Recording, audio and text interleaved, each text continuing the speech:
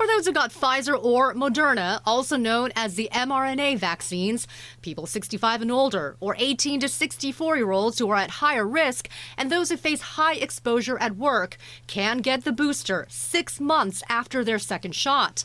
The same rules go for the Johnson & Johnson vaccine, except J&J recipients should get boosters 2 months after their initial shot.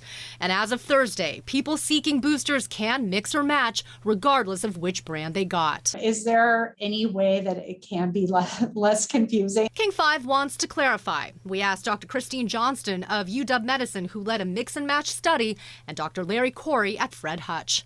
First, which booster should those who receive the Johnson & Johnson vaccine get? If you felt comfortable with J&J, you should get it again. Dr. Johnston agrees, but adds, it is true that the antibody looks to be higher for mRNA boosters for people who've received J&J, but we know that the antibody is just one measure of immunity. Both reassure that any booster you get after J&J will work. I think there are good data that all 3 shots that are available would do a great job boosting the immune response. Question number 2, if we can mix and match the booster, why can't we mix brands during the initial vaccine series?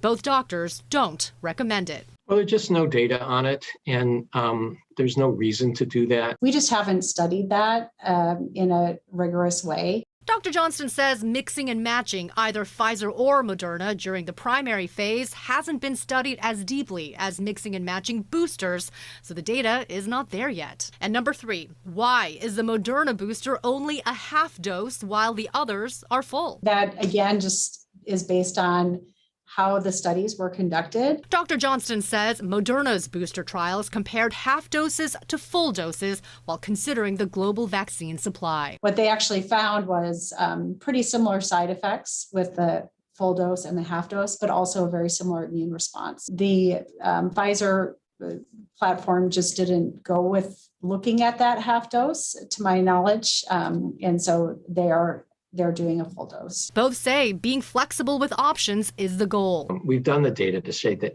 it's really similar and not worth, shopping around or wasting a vial. In Seattle, Christine Pei, King 5 News. The CDC has not yet said when everyone is going to qualify for a booster.